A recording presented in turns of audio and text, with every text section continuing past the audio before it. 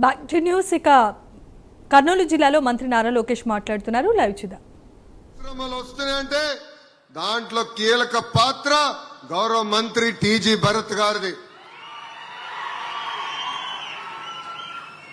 Cabinet meeting లో ఎప్పుడు మేము కొట్టుకుంటాం. పెట్టుబడులు వచ్చినప్పుడు ఏ ప్రాంతానికి ఏ పరిశ్రమ పంపించాలని అప్పుడు భరత్ గారు ఒక్కటే అంటారు, వెనుకబడిన జిల్లా, మీరు నడిచిన జిల్లా కర్నూలుకి ఇచ్చిన తర్వాతనే వేరే జిల్లాకి ఇవ్వండి అని కోరే వ్యక్తి భరత్ గారు. అంటే ఒక కమిట్మెంట్ తో, ఒక పట్టుదలతో మేము పనిచేస్తున్నాం. ఈరోజు రిలయన్స్ ఇండస్ట్రీస్ కానివ్వండి, ఒక డ్రోన్ సిటీ కానివ్వండి, ఫార్మాకు సంబంధించిన అనేక పరిశ్రమలు కర్నూలు జిల్లాకి తీసుకొచ్చిన ఘనత కూటమి ప్రభుత్వాన్ని. ఈరోజు ప్రత్యేకంగా రెన్యూబుల్ ఎనర్జీ పరిశ్రమలు కూడా తీసుకొస్తున్నాం. ఈ పరిశ్రమ వల్ల ఈరోజు ఇన్స్టలేషన్ వల్ల కన్స్ట్రక్షన్ అప్పుడు 4,000 మంది యువకులకి ఉద్యోగాలు వస్తాయి.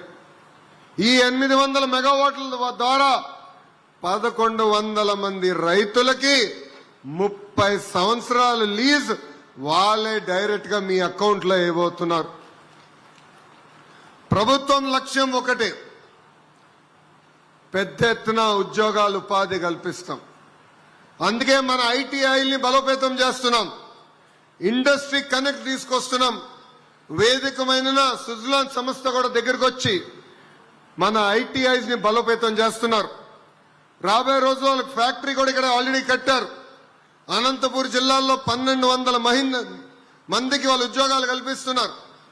ఇంకా పెద్ద ఎత్తున ఉద్యోగాలు కల్పించాలంటే నిరుద్యోగ యువకులకి మంచి స్కిల్ అందజేయండి, వాళ్ళకి ఉద్యోగాలు కల్పించే బాధ్యత మేము తీసుకుంటామని వాళ్ళు చెప్తాం జరిగింది. సో యువకులు కూడా పిలిపిస్తున్నా, ఉద్యోగాల కల్పన ప్రభుత్వం బాధ్యత. ఆ బాధ్యతని మేము అందరం స్వీకరించాం. కానీ ఒక పట్టుదలతో, ఒక క్రమశిక్షణతో పనిచేయాల్సిన బాధ్యత యువత పైన కూడా ఉందని ఈ సభాముఖంగా తెలియజేస్తున్నా. కేవలం మన దేశమే కాదు, ఇతర దేశాలు తిరుగుతున్నాం. పెద్దలు కాల్వ శ్రీనివాస్ గారు చెప్పినట్లు నేను రష్యాకి వెళ్ళా, దక్షిణ కొరియాకు కూడా వెళ్ళా.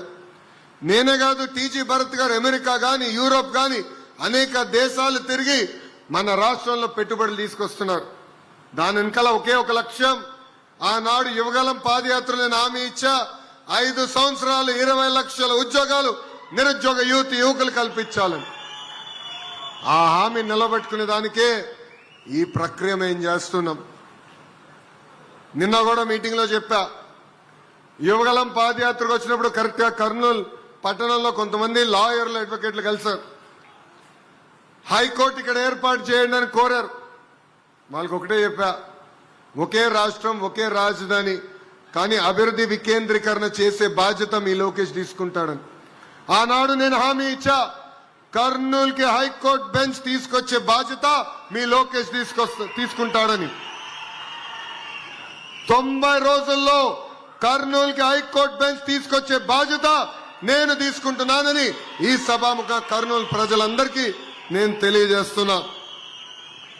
ఆనాడు పాదయాత్రలు ఇచ్చిన ప్రతి హామీని గుర్తుపెట్టుకున్నా, ప్రతి హామీ నేను బుక్ లో రాసుకున్నా. ఒక పద్ధతి ప్రకారం హామీలు నిలబెట్టుకుంటూ వెళ్తున్నాం. ఈరోజు టాటా లాంటి పెద్ద సంస్థ మన ప్రాంతానికి వచ్చింది. కావాలని